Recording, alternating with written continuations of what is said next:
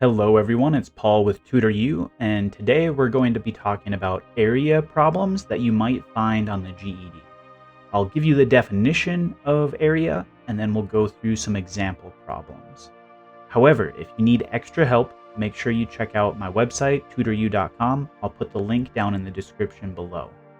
Otherwise, let's get started. Area is the amount of space that covers a two-dimensional figure. It's a very official type of definition, but basically, in the best way I can describe it is think of the amount of space that a carpet takes up. There's a certain length and a certain width or a certain surface that it's going to take up, right? And so that's the best way to get initially warmed up to the idea of what area is. It's only two dimensions, so usually just length and width. Another very important aspect to your area is that the units of measurement. You always want to make sure you check your units of measurement on the GED because the questions and answers might have different units.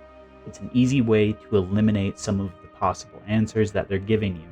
So the common units of measurement for area are your meters squared, your feet squared, and square miles, square kilometers, right? And so those are common terms that you'll hear or you'll read. So it's just a unit of measurement. If I say 10 miles, that's a unit of measurement. If I say 10 square miles, it's a different unit of measurement. It's talking about area. So let's go into an example problem. We'll start off with a very, very easy example problem, and then we'll move on from there. I'll start off with the area of a rectangle. So here I have this blue rectangle, and its length is 15, and its width is 6. So the way you find the area of the rectangle is to multiply the 15 times the 6, and that's how much space this blue area is taking up. So let's just give it a unit though. I want to make sure you guys keep that in your mind. So it's 6 feet over here and 15 feet over on this side. Oops, let's go FT for feet. And it is 15 feet times 6 feet. And once we calculate this will give us our square feet. So what is 15 times 6? You can go ahead and pause the video if you need the time, but it is going to be, I'll show you how I multiply.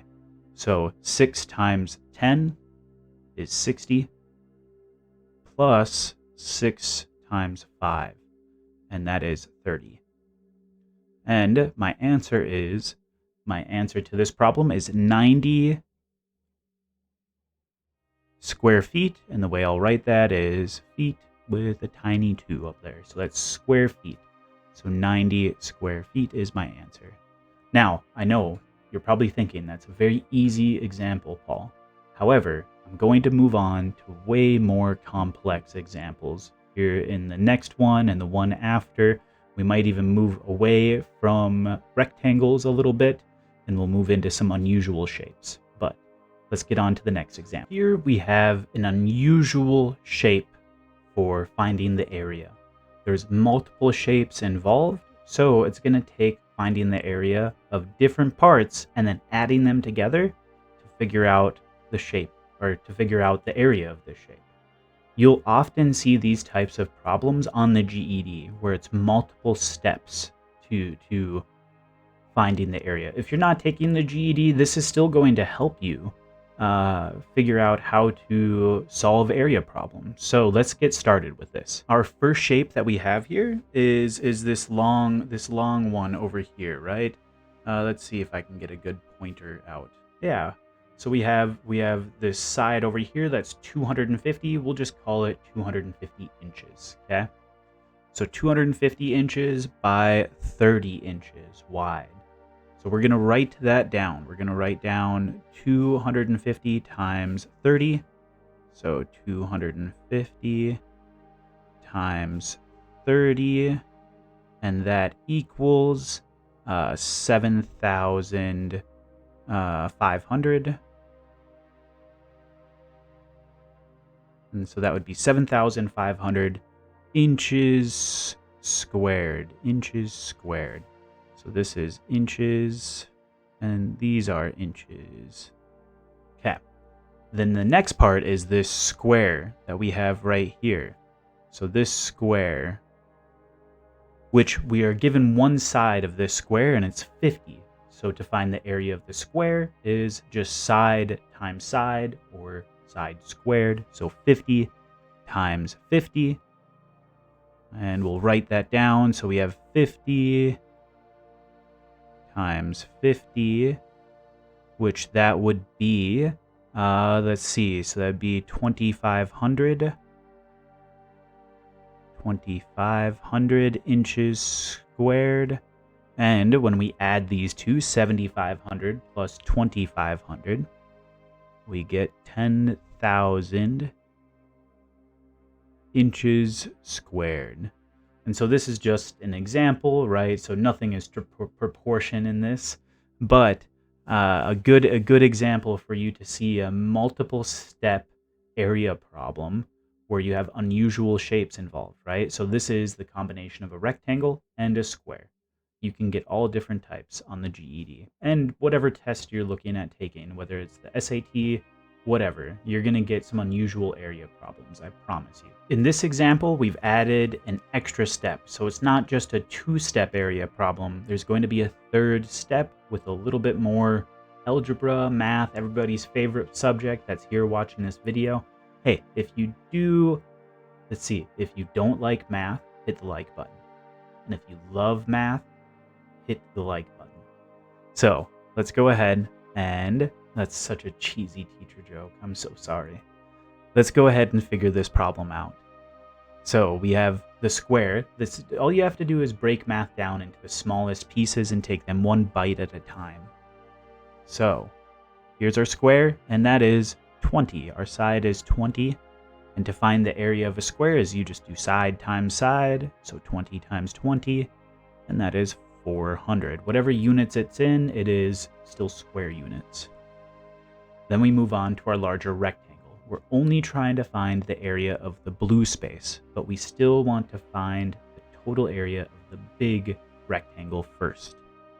So 70 times 50, and that equals 3,500.